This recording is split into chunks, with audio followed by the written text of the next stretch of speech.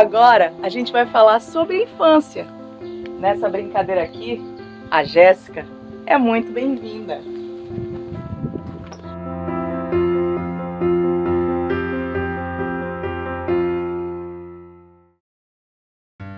Nossa entrevistada de hoje nos traz uma verdadeira lição de superação.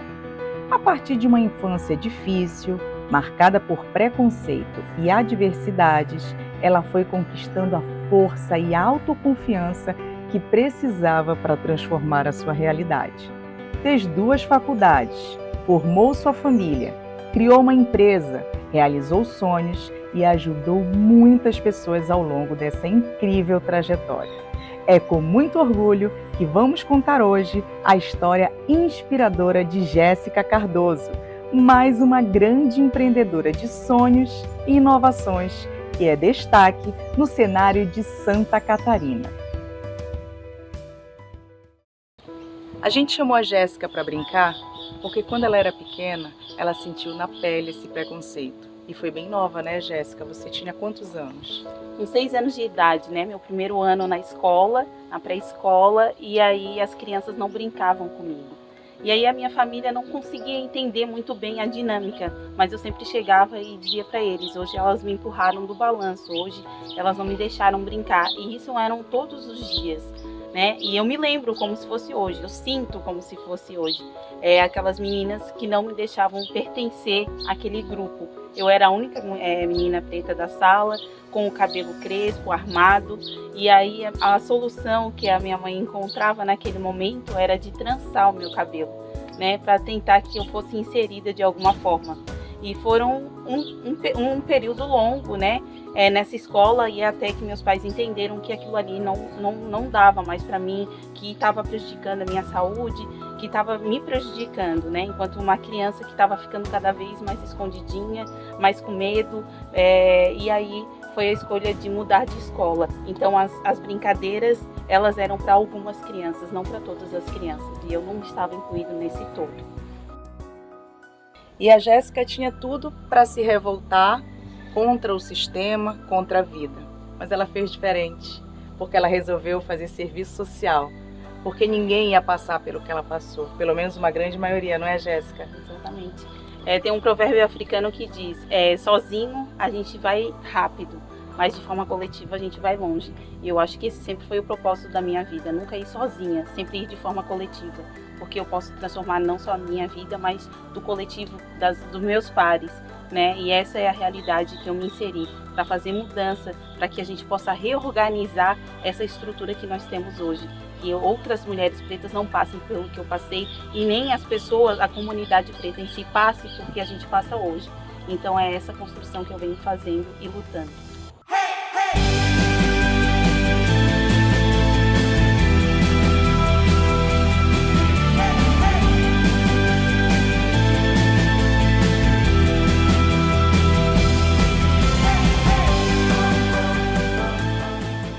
Olha, eu sei que depois de todo esse começo de história na carreira, eu quero saber o que veio primeiro. Veio Libras, veio Interpretas ou veio Filhos?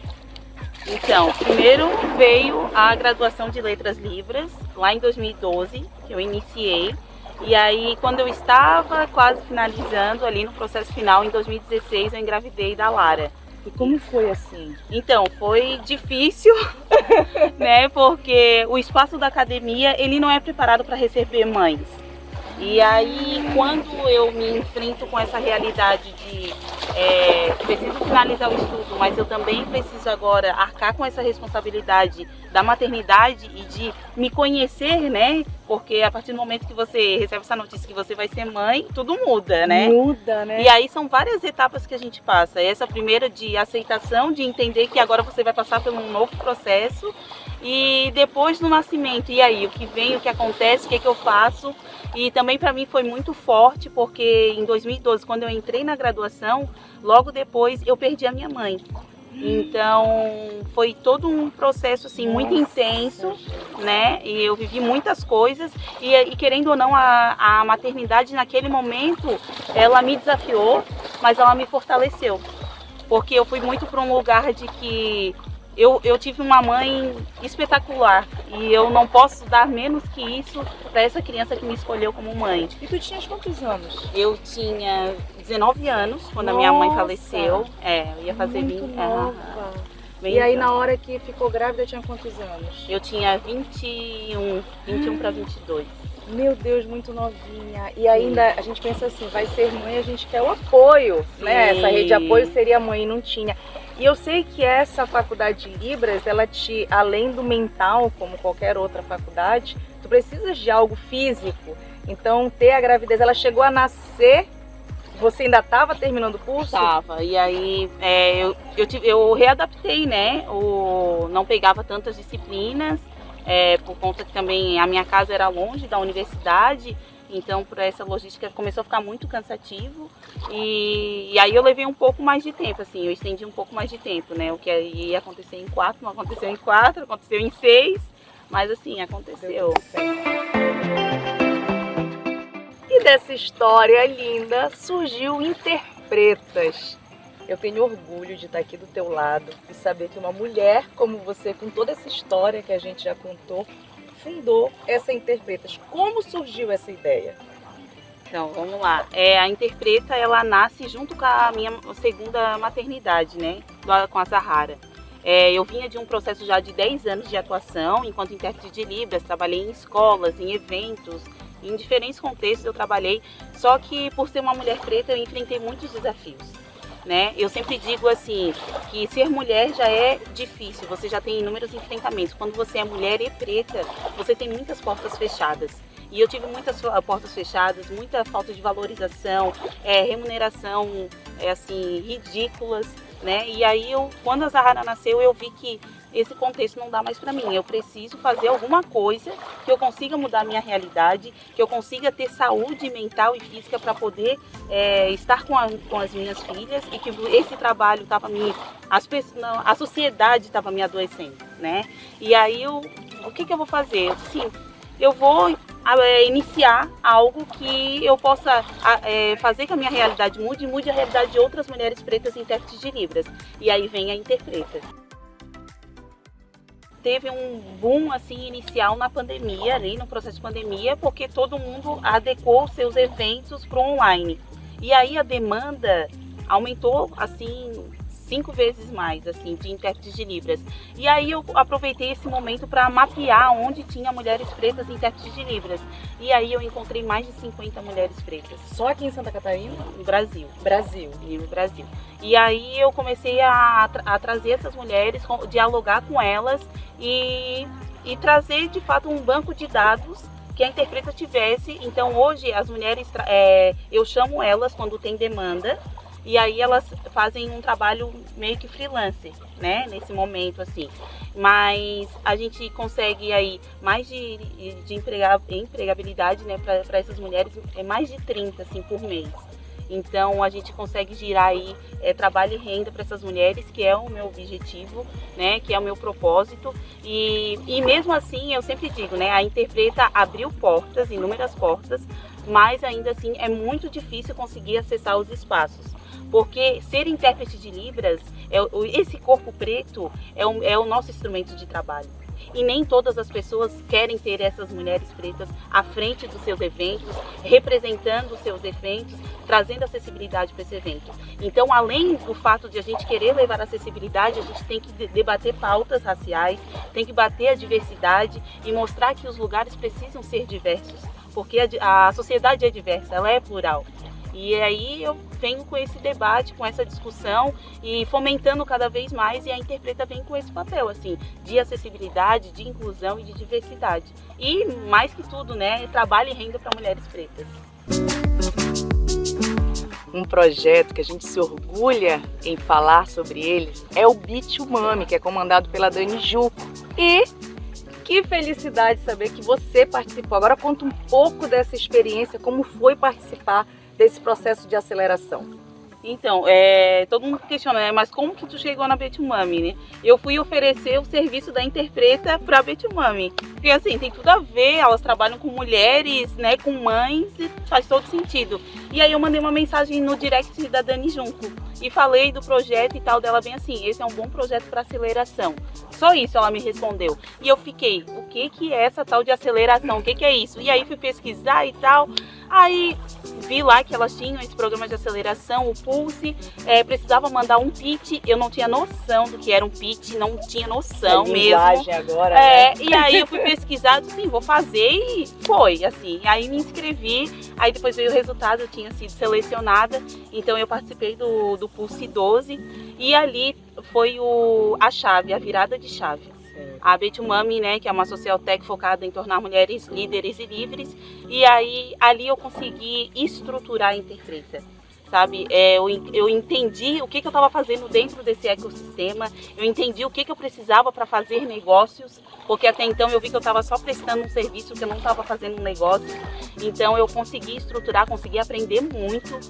Tudo que eu sei hoje, eu sempre reverencio a Betumami, porque elas são muito potentes no que elas fazem e de fato elas tornam mulheres líderes e livres.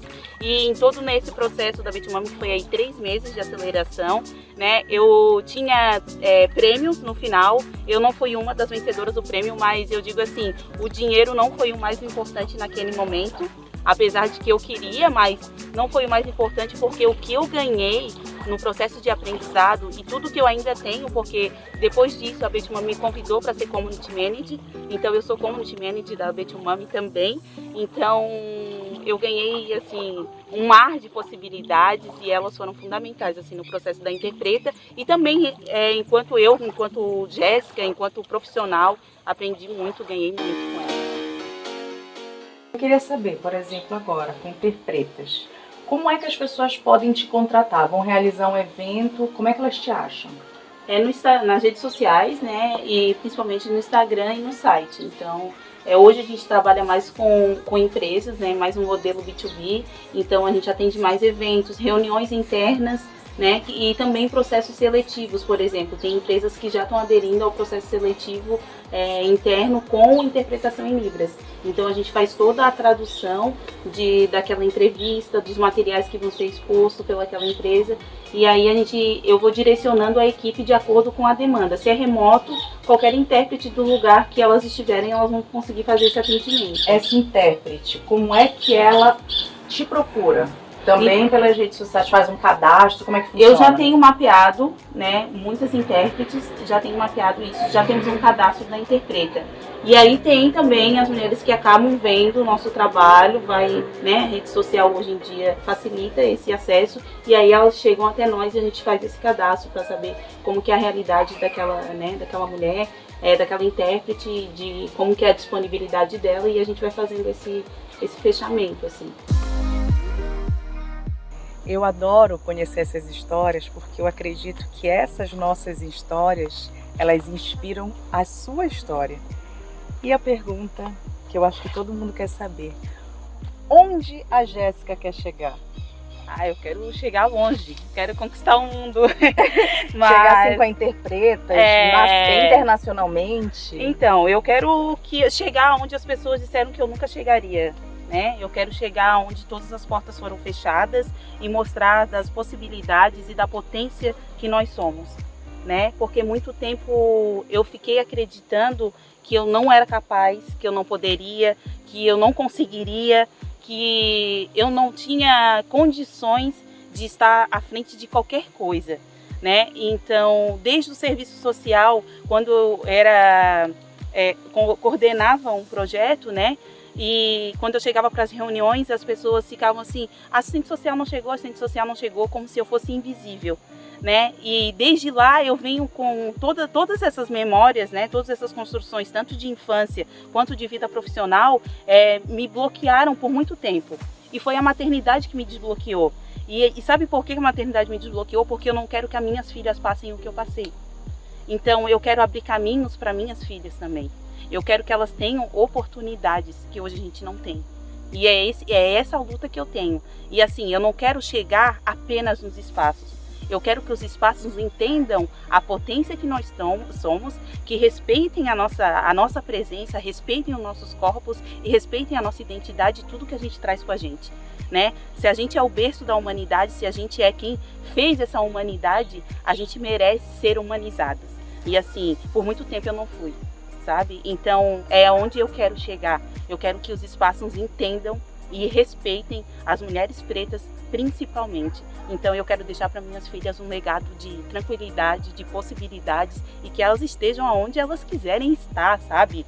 E que hoje eu entendo isso. E hoje eu faço que isso, de tudo que é jeito, eu quero fazer que isso aconteça. Sabe? Então, é processo aqui firmado na frente das câmeras. Eu quero ver a Jéssica aonde ela quiser. É isso. Cena da tua vida.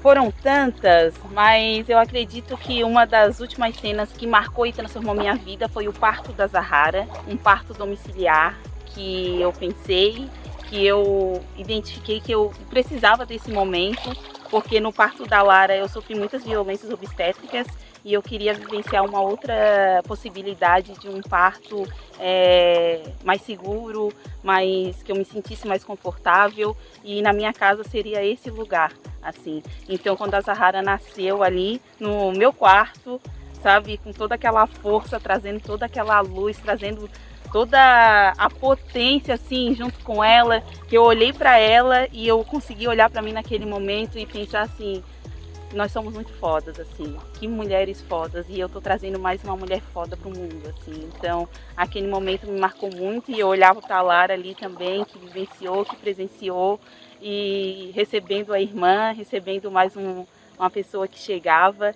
e foi assim muito incrível. E representa para mim também muito estar hoje aqui na Lagoa, nas águas, porque eu também sou uma mulher do axé, e a água representa muito a minha mãe Oxum e representa tudo que ela representa na minha vida, e a maternidade faz parte de Oxum e eu sou constituída disso, sabe? Então é isso que marca a minha vida. E Jéssica, queria te pedir uma grande gentileza. Que tal deixar um conselho para essas mulheres que estão nos assistindo? Vamos lá, né? A gente é metade da população e mãe da outra metade. Então a gente já é poderosa demais, né? A gente é potência demais. E que a gente consiga, assim, acessar os locais que a gente precisa, que a gente possa empreender não só pela necessidade, porque todo mundo empreende a partir de uma necessidade, mas que os locais estejam preparados para receber as mulheres e que nós mulheres conseguimos fazer a transformação que essa sociedade precisa. Então é com a gente. Então eu só digo, vamos juntas. Separada a gente não vai a lugar nenhum, mas juntas a gente vai longe. Acabou, Jéssica! Foi ótimo! Obrigada! Obrigada, estamos sempre juntas, não vamos desgrudar. Conectadas. E você, quer fazer parte dessa história? Quer ouvir mais histórias de sucesso dessas mulheres em cena? Fica ligada no próximo episódio. Tchau, tchau!